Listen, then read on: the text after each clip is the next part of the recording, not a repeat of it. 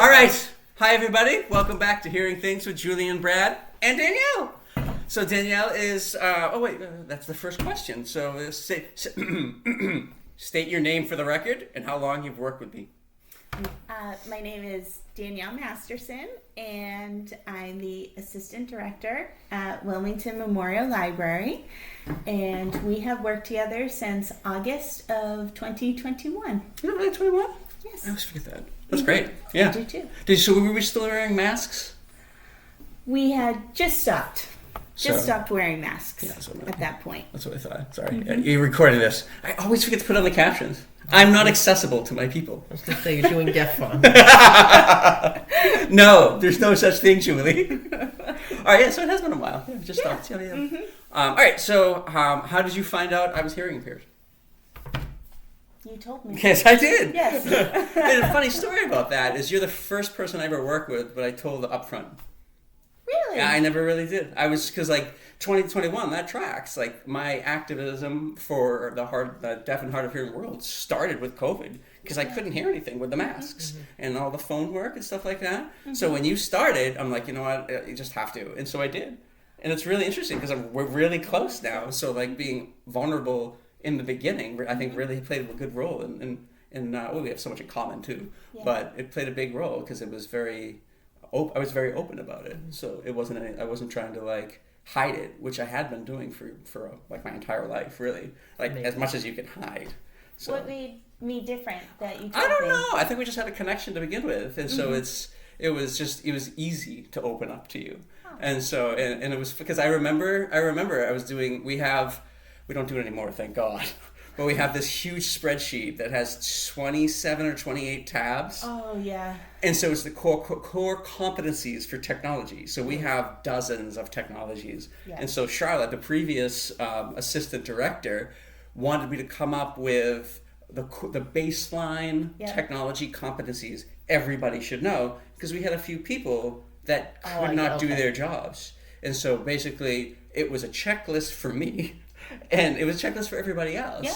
And so I had to train people to get them up to that level because our job was so technologically oriented. And during that time, 2 people retired directly because of that. Yeah, it was 35 tabs. Yeah, 35. I remember. Wow. It was, yeah. We have a lot. There's a lot of, especially I with never the thought of that. Yeah. There's so many different technologies. A lot of the stuff isn't hard, but there's a lot to remember. Sure. Yeah. And so I think you were very good at technology. Thank you. Sure. And so I think it was easier to just be open with you during that whole thing. I did. So there we go. So I told you, and you were first. So what were your first thoughts? Well, one, I had recognized, I noticed the hearing aids. Interesting. I did notice, but I didn't really pick up that you were hearing impaired or hard of hearing. What did you think they were? No, I knew that they were. Okay, all right. But I think before that I didn't really. You don't present that. So I didn't realize just how hard of hearing you are. Mm-hmm. I think. Mm-hmm. All right. How does now I gotta translate it. How does my being hard of hearing impact your working with me? So I think a lot of times at meetings, we will try to sit near each other or across from each other. Yeah. And I always leave Teams open so that if someone is mumbling or something, or there's cross-talking, I'll understand that there's something that you won't be able to hear. And so I'll make sure to mention what it is.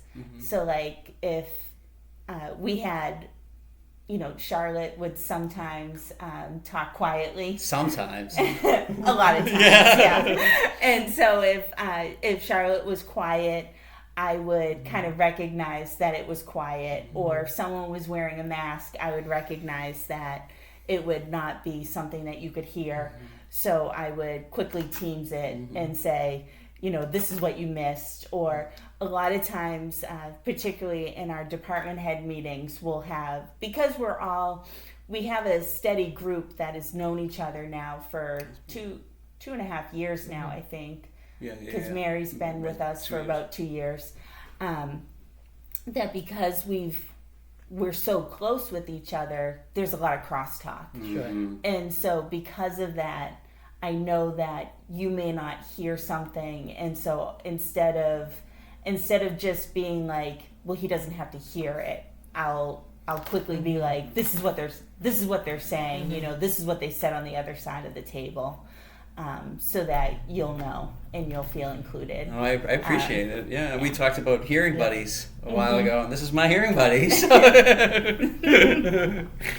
it's really helpful because it is challenging because there is a lot of side conversations, and so I know I can count on her because sometimes the meetings can be stressful. Sure. We talk about it a lot. Yep. Self-advocacy, and it can be advocacy with people that you work with and but you constantly have to reminding. So it makes meetings easier. So thank you. You're welcome. And I think one thing I noticed was there was a meeting where we were sitting next to each other, and you had Ava. Yes. Up. Yep. And so Ava it translates what people are saying, but because I'm hearing, I could hear that it wasn't catching everything. Yeah. And so I could tell that there were some words that it was missing, and he was taking the minutes. Right. And so I was able to, because I was sitting there and I could see the computer, I was like, okay, well, this isn't, that's not the right word. I hadn't thought about the advantage that would be to have a hearing person also viewing the same accommodation. Yeah. And especially in a situation like that where accuracy is necessary. Yeah. For sure. So, like, I was just kind of like teasing him, and then like often, you know, like you did the minutes this week, and you had everything right, mostly, except your atrocious spelling. Brad can't spell, not at all. So all I had to fix was spelling. But you'll often send me stuff, and but it's always right. It's just kind of a matter of fixing your spelling. Yeah, spelling, and sometimes I'll miss details or something like that. I don't think I miss too much like entire topics, but it's a risk for sure. So, but that was interesting that week that we were sitting together, and I think that was a Charlotte meeting. It definitely was, because I remember I always had a problem with her. She's just such a soft speaker, and then the last few years she always wore a mask. Right. And I couldn't. I just couldn't. Next level. So thank you. You're welcome. Has my hearing loss ever caused any comical moments? Oh gosh, I don't know. Do you think so? I'm sure, but I don't know if I know about it. Yeah, I'm not sure if I can think of any, but I think I'm just so focused on making sure that you're included that I don't know if I can think of anything funny. You know what I mean? Like, I think my focus is always on just making sure that you never feel like it's, well, we'll tell you later or something like never that. Mind. Like, that's tough. I hate that. No, I never want you to feel that way.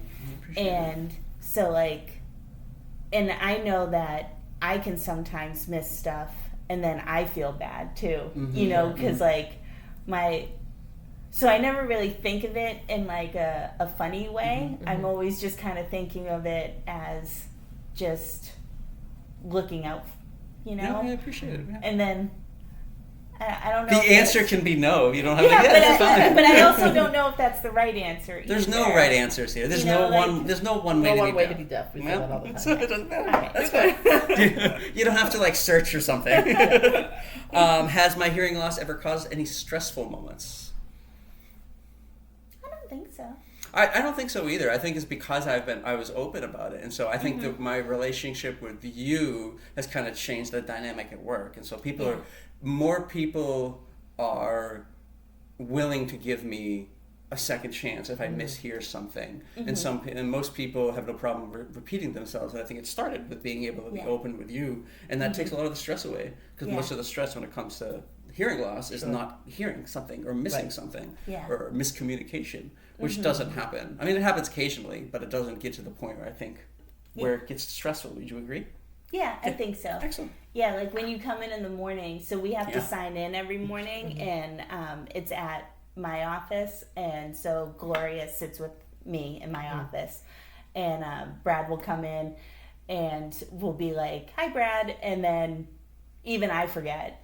We'll both say it, but his back will be to us, and we're like, "Oh, right, he didn't hear us." And then we'll wait, and then he'll turn around and be, "Hi, Brad," and neither one of us really bat an eye. We're just kind of like, "Oh, right, we didn't wait." Makes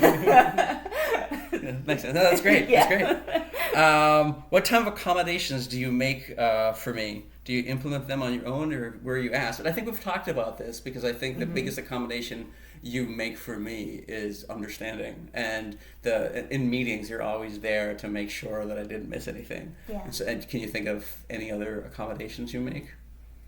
Well, one I had to implement as your supervisor. What was that? That was the phone. Oh yes. Oh right. Yeah. Yeah, right. So you can tell. Yeah. Yeah. So we Brad has to work the desk, and so before I became assistant director, he wasn't expected to answer the phone, and I couldn't really keep that going. Sure. I had to make sure that everyone was answering the phone. So we talked about how he could use the phone, and it turned out that there was the ability to have a headset that he could connect to his hearing aids, and so we talked to IT, and they bought the headset. So now when he works the desk, he brings the headset and he can answer the phone just like everyone does. So he brings the headset, and so that was one that I implemented. Yep. As your supervisor, yeah. not as your friend. There was the doorbell. We put the doorbell in your office. Yes. So right, because Yep. that took a while. I had to keep asking, and you keep pulling for me, so that's appreciative. So the headset she's talking about is the T-Coil headset. I think I mentioned it in a different episode, and so it connects directly to my hearing aids and sends the phone calls directly, and so I have to take the headset with me from my phone to the desk phone. Yep. So I think But it works well, right? It gives me a chance. I still have problems because I can't control the other end of the line with accents and connections and paying attention to talking. But it's been helpful. I can't do it without it. I think for the most part, whoever's working with you too still grabs that phone. I'm not expected to be the first line of defense, I guess you could say, for you're the not phone. the first. Yeah. Right. Which I appreciate. So. Yeah. And I think you also said that I don't have to work the kids' desk because you want to do the cross training, but upstairs, I'd never put you on the kids' I desk. couldn't, even with the T-Coil, it's too loud with the children. Yeah. I could never I could never do it. You can work the kids' room anyway. I could not. There's just too much going on, and that's a wonderful thing about the kids' room is that it is incredibly happy and loud and busy, and we love it. Miss Nicole does an amazing job up there, and I would never throw you up there. I appreciate that because I wouldn't be helping anybody. No. That's your accommodation. You don't have to go up there. Right, What we do is we would put someone else. And I'd cover the other. Yeah, we'd move someone from up there downstairs. Someone from downstairs, we'd put them up there and throw you on the first desk instead. So it probably came through there. The first floor is the adult library. Yes. The second floor is the kids. Yes. Cool. Yeah, that's great. Has there been any situations you found infuriating on my behalf? How did you handle it? When we couldn't get you the doorbell. Yeah, that was weird. That was a weird flex. It was really weird. Yeah, so we won't name any names, but I got the flashing doorbell. I think, it's one of the pictures that we have on this page. And I asked for it, and someone at the time was like, no, you don't need it. And that was weird. It was really weird because you do need it. Or if someone doesn't use the doorbell, there was, I remember I used it one morning and I heard someone, and again, no names, I heard someone laugh and say that I was did she just ring the doorbell? And I was like, yeah, I just rang the doorbell. What it's there for. That's what it's there for. Yeah. So I think that made me angry because it was, one, we fought to get the doorbell because you need it. Yeah. because I used to just barge Yeah, into you your just go in. office. I used to just be like, She's hey, here. it's me. Hello. She does make an entrance. I do. And so I think, so that I wouldn't just shock you and be like, I'm here. That's one thing we have problems with, right? Is somebody's like there and you're scared. Yeah, it's a startling way to be sometimes. Yeah, for sure. So it was like, we got you that doorbell so that that wouldn't happen. Yeah, so I wouldn't be scared every time somebody wants to talk to me. Right. And then for someone to kind of not understand it either was a little frustrating. Sure. But I think now we're at a point where everyone... Not everybody, but the majority of people do use it. But there's still some people that... Because I keep a lot of equipment that the staff uses in my office, so that some people just come in and grab it, and I'll turn around, there's somebody there. Right. But let me at but for the most part, no, it's been great, because now I'm forewarned when someone's standing behind me. Cool. So how has humor and teasing played a role in your interaction with regards to my hearing loss? I think you've seen it yes, right here. You've seen it in action. I don't take it personally, and I can get made fun of by people that whose respect I have for saying something for like or whatever. It comes off differently depending on the relationship with the person. Sure. And so she's constantly making fun of me. I was just going to say, I think it goes both ways. Absolutely. I think stuff that I would take from you, I would not take from someone else. The majority of other people. But, and the same goes for me. Right. Things that you would take from me, you would not take. I think we have very much... like a little brother, little sister kind of relationship where we've been in meetings before with other people, and I remember I just did one of these at you, and someone looked and they were like, "That the assistant director just hit the tech librarian," and I was again. Like, and I was like, "Yeah," and obviously, like when you look back on it, you're like, "Well, was that professional? Probably not."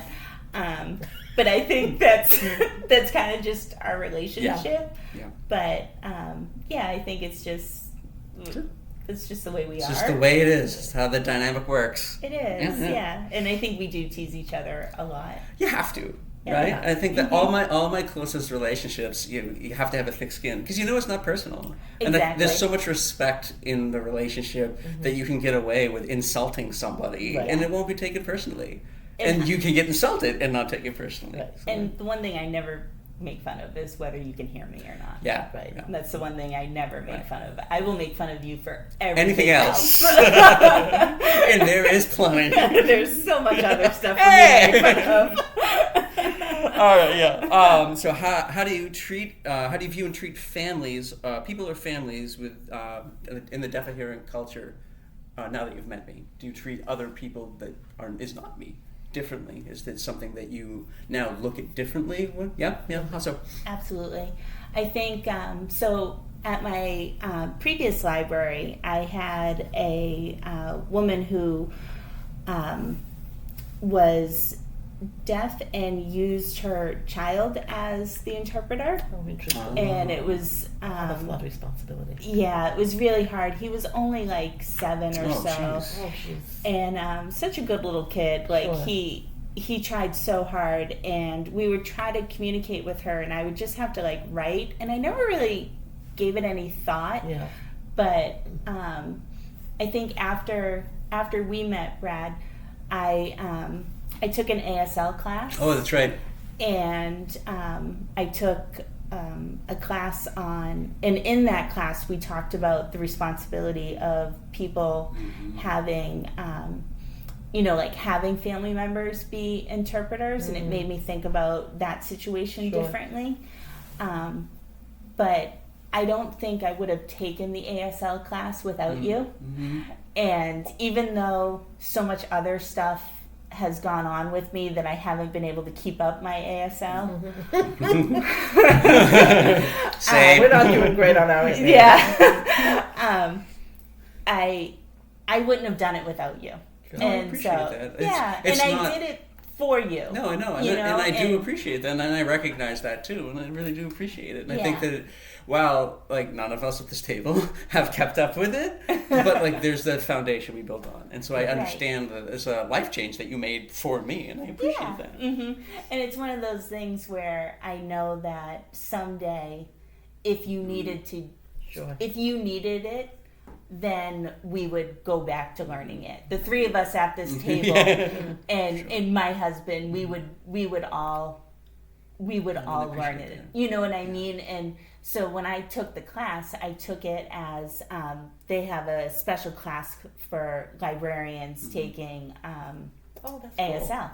And it was great because I knew I was doing it partially, like it was for Brad, but also I learned some things that would have helped me with the woman who had the child who was. Well, that's kind of cool. But it's really tailored to what you would need in a library situation. Exactly. Yeah. And one thing I remember is checkout. All right. Cool. And was it 3 weeks? Yeah, 3 weeks. It's 3 weeks. I think weeks is this way. I think. Which one's this? Do you remember? It might have been that because there's different handshake. Handshake can be different. So I remember like some of that, and it was basically to help you muddle through patron interaction. And like I think about her sometimes, and that I could have been able to help her little bit more had I taken that class. So if I'd met you before, and I had taken that class before, maybe I could have helped her. So it does help you think about, because I think one thing we don't think about is how many people there are that are deaf or hard of hearing. And, there are, when we looked at the census. Oh, right. Yeah, that's a good portion. Like 20,000 or something in the area, like Middlesex County or something. Yeah. That it's a not insignificant number, and so the disability is deaf or hard of hearing, so any degree of hearing loss. 20,000. Yeah, it's a lot. I mean, there's 400 and something million in the country that have hearing loss. Yeah, so it's not a small number. Right, and so when you think about it that way, you have to think about different things. How would you help those people at the library itself? And so that kind of gets you thinking about it. So there's the personal, how am I going to keep talking to you if your hearing loss gets worse? But then also, how am I going to help these people whose hearing loss might already be worse? That's great. That's a huge number. It is, And those are just the people who self-identify. Right. There are people who won't admit it and aren't going to put that on the, I think it's the American Community Survey section of the census. Yeah, I think you're right. And I think that there are people who aren't going to write that down.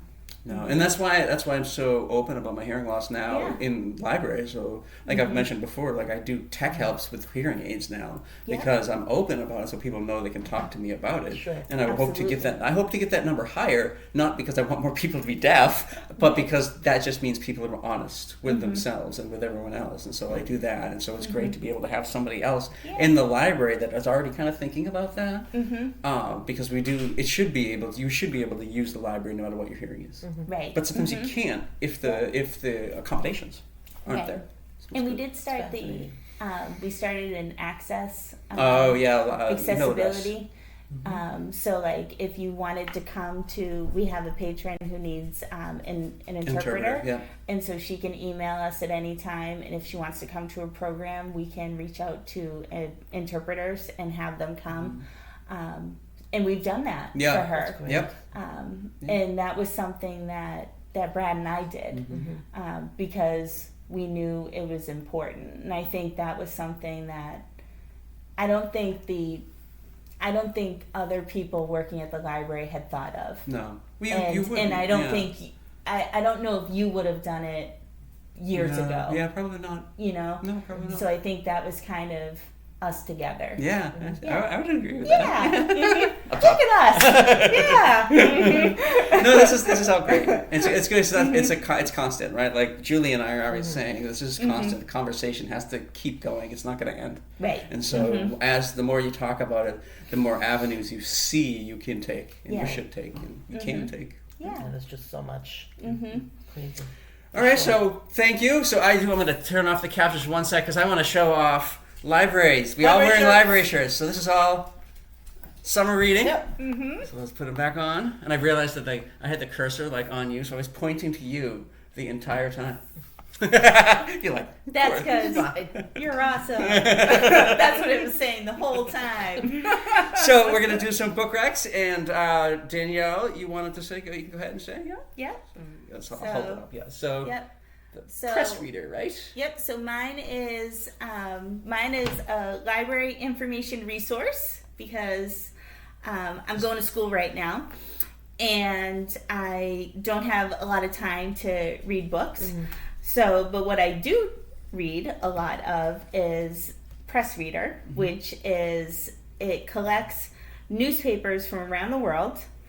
And magazines from around the world. Yeah. And so with my library card, I get to read all sorts of newspapers, and my favorites are the ones in England and Ireland. The rags. And I love reading. So I read the Belfast Telegraph every night, and you can read The Guardian. You can read all sorts of magazines over there. I love reading Heat, which is basically a rag, but it's all like British celebrities, and because I follow a lot of, I love like Robbie Williams. Oh, and, sure, yep.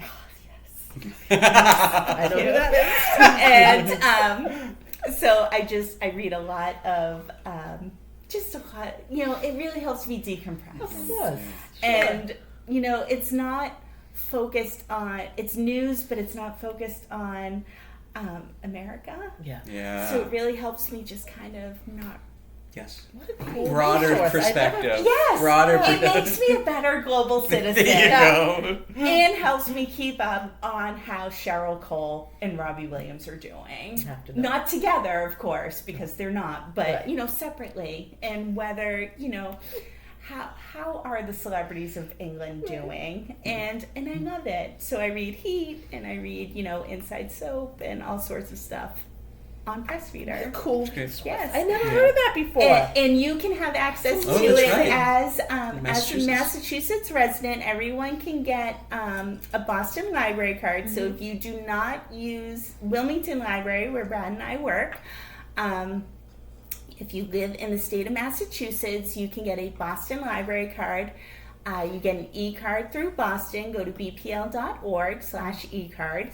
And always a librarian, always selling. And you can get an e-card there, and they also have access to PressReader. Yeah. I'll put the link I will put the link in the description here, Yeah. so we can send people directly. Definitely. Try it out. It's so many good things. There's so many good things. It's over It's good. 7,000 publications and in different languages too. So it's great for people, expats, and people who from other countries to keep up with what they've been, what's going on in their home country. That And is so cool. then if you're just an Anglophile and want to read stuff from the UK, We're going to have to you can discuss too. Kate or Megan. You and I are going to have Oh, that. we will. Oh, we have. Yeah. Well, Oh my! What am I in I for? noticed What am when I in you walked for? in, I was wondering if that was Diana's ring. it is. See? Yes. All right then. So PressReader. This conversation PressReader. could keep going. So we're just gonna move on We'll take quickly. it offline. So mine is called Following Atticus. And so this little dog here, he climbed some of the 4,000 footers in the Appalachian Trail. That little guy here. And so it's Tom Ryan is the author, and he actually worked. I think he worked for a paper in Newburyport, and he wanted to just wanted to challenge himself. So he started hiking a lot of the Appalachian Trail, a lot of the hikes in New Hampshire, and he met this little guy, and this little guy hiked with him. It's a really sweet story. Cool. Those little booties, yeah. So I felt Tom Ryan. He didn't come off as the greatest guy, but I didn't read it for him. I read it for the dog. You read it for those booties. That's absolutely. So the booties. I'll show the booties again. See the little booties. They're so cute. So it's a sweet book. So I wanted to pick something that because I don't any right now, but we all had dogs, and so I wanted to put it kind of share a dog. our dogs. Yeah, there you go. Cute. So yeah. So following Atticus, Tom Ryan. Fun. What do you got? So, knowing we were library alums and then current librarians here, I wanted to pick a book that's very close to my heart and also focuses on reading. So Patricia Polacco is one of my absolute favorite illustrators and authors. She's quite dyslexic herself, and this is her story about her teacher in 5th grade who finally helped her read. And one of the most profound pictures is here when he's asking her to, that camera, asking her to write symbols and letters and numbers, and he was calling them out, and she just couldn't do it. And you can just see the pain from this illustration of how frustrating it was for her as a reader. And I have a student this year who is really struggling. She's recognizing she's dyslexic, and we pulled this book out this week, and it was life-changing for her. Awesome. And she saw herself in literature, which is some representation is so important, which is something we talk about a lot. Yeah. It's just such a special book, and as an educator, I just love it. So I wanted to kind of highlight this for everybody. So I don't think it's as well known as some of her other texts that she's put out. So that was my pick. That's fantastic. Thank you so much. And Thank thank you for joining awesome. us. Yes. Thank you for having Thank you for coming. me. This is fantastic. Thank you so much. This is great. So we'll see you next week, everybody. Bye.